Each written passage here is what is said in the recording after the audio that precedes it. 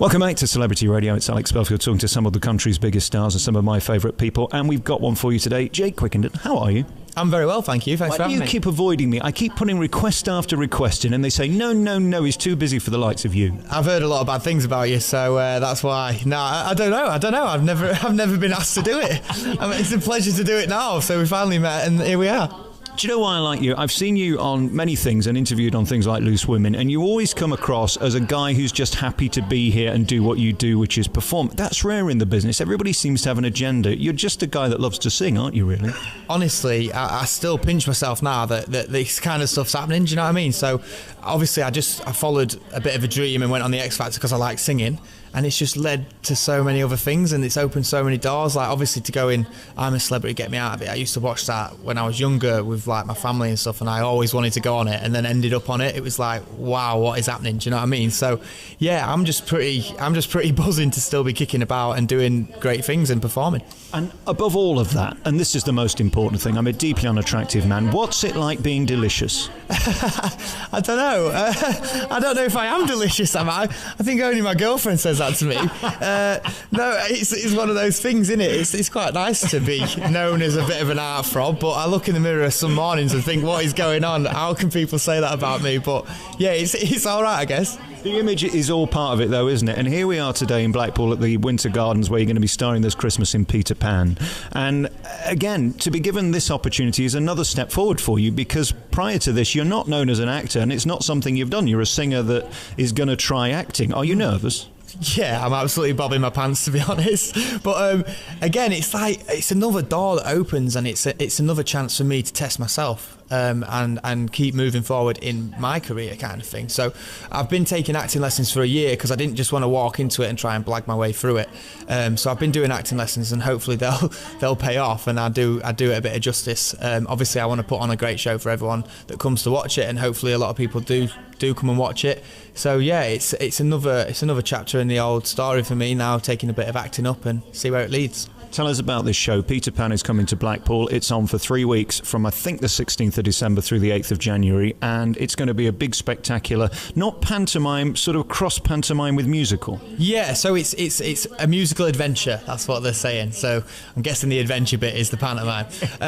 But yeah, from what we know, because we've been kind of kept in the dark a little bit, because they want it to be so spectacular and get everything kind of ready before we start rehearsing. But from what we've seen already, like, it looks like it's going to be amazing. The set and the props and the costumes are all incredible. So I just think it is going to be really, really good. And it's not your average panto. I won't be in any tights, which I'm pretty happy about. Sounds like you won't be in anything. From what you described at the press conference, it sounds like they're going to have you as naked as possible within the rules of Ofcom or something. No, it's a waistcoat, and I don't think Peter Pan would have been going to Top Man, would he? So we're keeping it quite limited. It's a waistcoat, and there's a bit of flesh on show. You know why you've been booked, don't you? It's your legs. Yeah, let's face it. Yeah, they probably hadn't even heard my voice or seen me acting. Yeah, but I'm really excited. And I get to fly, which is every boy's dream. Come on, let's be honest. Have you done it before? Not in a musical. Well, let me tell you, it can chafe on the inner thigh. I don't know whether you've heard about this. It's not the most pleasant feeling in the world. Yeah, Jen's told me, because Jen's flown before, so she said, I don't know what you're so excited about, because you won't, after you've done it a few times, you'll be hating it. But I am honestly really excited about getting stuck in and just trying something new and hopefully putting on a bit of a show for everyone. Let's talk about you and your life, because you've had an extraordinary past and present. I mean, we got to know you through reality TV, but prior to that, you've always been a singer. I know most recently you've talked about the struggles of life, and it's quite brave, and it seems to be the new thing where men can actually admit we're not all happy and the world is great. If we're having a struggle or having a bad time, we can talk about it. And you've really been through some crap in your life, and you've come out of it so positive. For anybody listening to this, how have you managed to do that? I just surround myself with decent people, really. People that keep my feet on the ground, people that kind of want the best for me. I'm very close to my family. Obviously, losing my dad and my brother in kind of 5 years space, it wasn't easy, but it's life, unfortunately. And I've always said I'm not the only person that have lost people. Everybody goes through that. And if I can just keep down to earth and keep working hard and making them proud, then that's what I'll do. And like you said, not everyone's strong, and I don't mind coming out and saying I've struggled with stuff, and I really have, but it's kind of made me the person I am today, and I wouldn't change for the world. Like I could be headlining Madison Square Garden, but I'd still be the same guy that I've always been, because that's what my family knew me as. So definitely. It doesn't give you the right to be an arsehole just because something bad's happened to you, and I think people get that wrong, don't they? Yeah. Like I said, it don't give you that right, and there's no point of feeling sorry for yourself. All you can really do is grieve in your own way, and then get on with things, really, and that's what I've done, and I kind of dealt with it my own way, and I'm very close to my mum and my older brother, and they kind of, together we all got through it, and yeah, I'm still not, like, obviously over it. I'll never get over it. It's one of those things that's always going to be with me, but I just think I want to give myself a good life and try and make the people around me happy.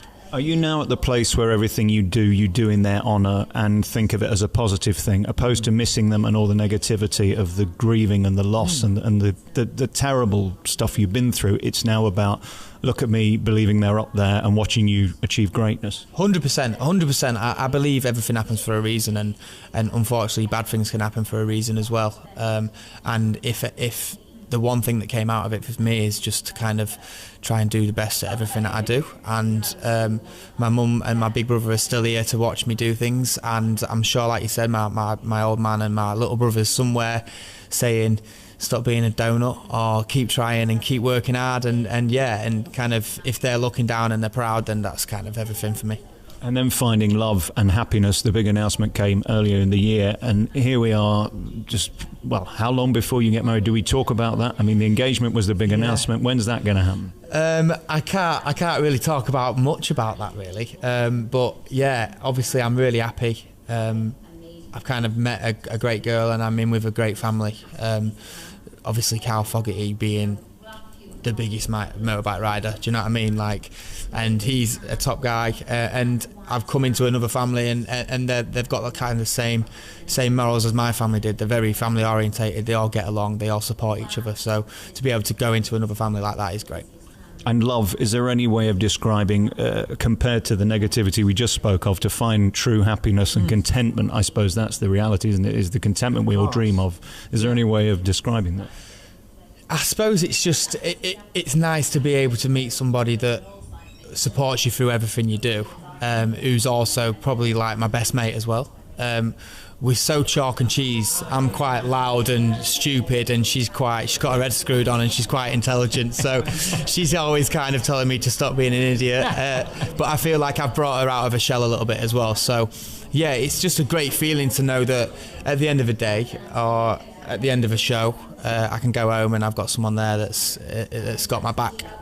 I said to you earlier, I'm a deep and unattractive man, and you didn't deny it. One of the things I was reading about you a few weeks ago was something about hair plugs or something. Yeah. Now, Jake, are you on drugs? What's going on? Why would you care about this stuff? It's not as if you're Shrek, is it? You know what? It's always been. I had an hair transplant 6 weeks ago. I had one because for 5 years I was so paranoid. My dad had a skinhead, and he was a beautiful man, and his skinhead suited him. I shaved my head for charity, and I looked like a baked bean.